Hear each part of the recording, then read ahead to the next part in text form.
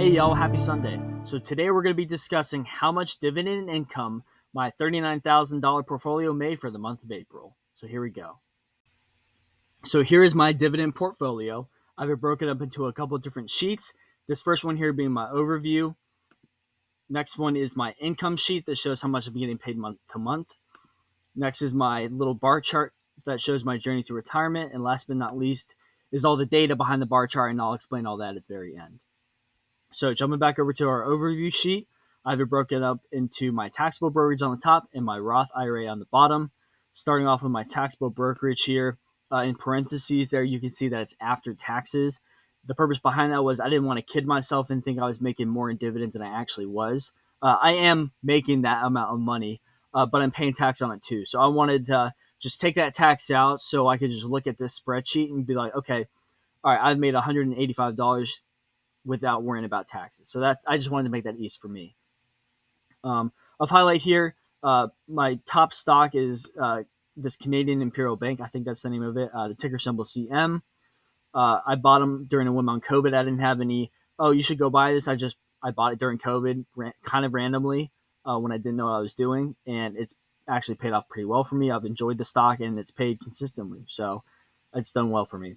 My income year to date in the stock is also the highest of all my stocks. It's $45.22.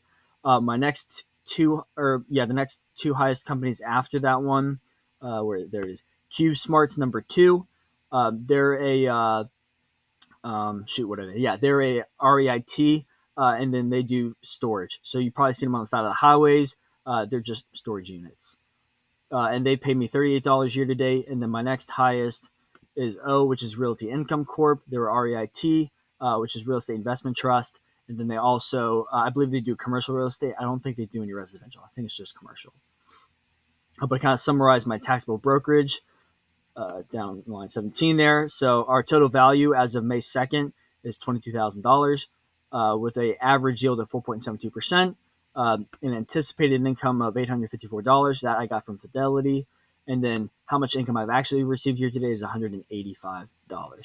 Jumping down to my Roth IRA, my best stock here, none of them are super great yield-wise right now, but my best one right now is ADP, and then number 2 is EOG. I think ADP is I think it's tech-based or energy. I don't remember which. I'll look it up for next time, though. And then EOG I know is resources. It's definitely energy-based stock.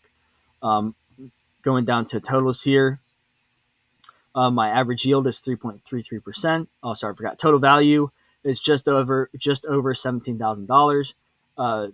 Fidelity estimates I'll make $500 a year from now in income, and then year to date I've made $144.83 right now.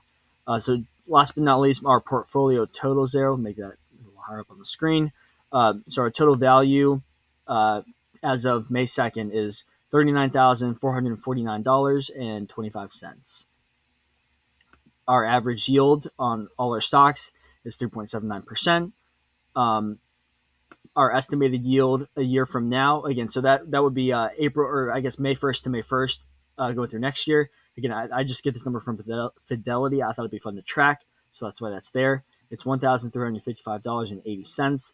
And then year to date, we've made $329.98 in dividends. Now, if we jump over to our income tab, this is my favorite one. This just kind of shows the nitty gritty of everything going on in the portfolio. If we look at the month of April, we can see that we made $85.60. Our best payer was that CM, that Canadian Imperial Bank, at $23.12. So again, if we look here again, we can see we made $185 just in our taxable account. If we jump down to our Roth IRA, we have made $48.18 for the month of April. The only one to really highlight here, Big Ozarks and X-Ray both paid pretty much the same or close enough, with ADP not far behind. Our total income for the month of April, just in dividends after taxes, was $133.78. So pretty solid month for me. I'm pretty happy with that. We're working on my second year of dividend investing. So I'm pretty happy with that result for 2 years into this investing stuff. And now we're showing it all to you. Last but not least, as you saw on the previous page, but just to highlight it once again, our portfolio total income year to date That means from January to what's today, May 2nd, last day of closing for the market was $329.98. Jumping over to my journey to retiring just on dividends. This is the bar chart I have tracking all that, so I can approximate how much or how long it'll take me, how many years it'll take me to retire on dividends.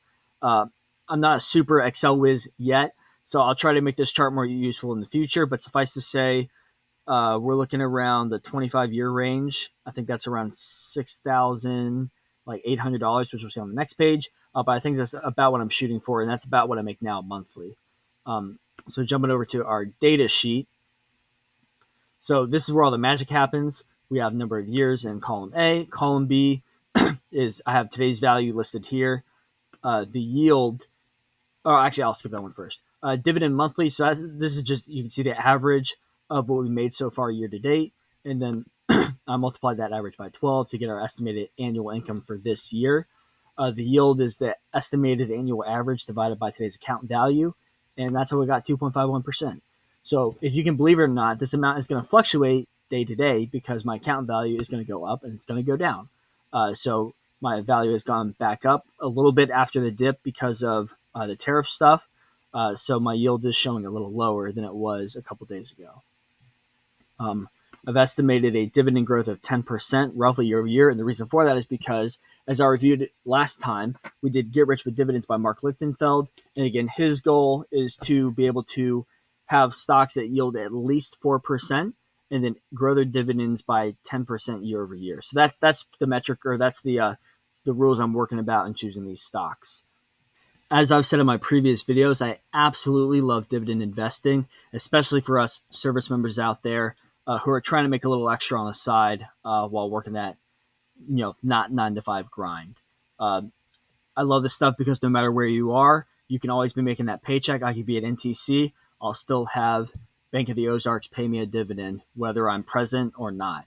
I absolutely love this method of making income because it's easy. You can do it no matter where you are. As long as you set it up before you deploy, before you rotate somewhere, this stuff really manages itself. And it's awesome that you can make this extra income on the side just by putting a little extra in every single month. So I hope you got something out of today. If you're looking to learn more about this stuff one-on-one, you can hit me up in my email below and we can schedule for a consultation. Other than that, I love each and every one of you, and I'll see y'all in the next video.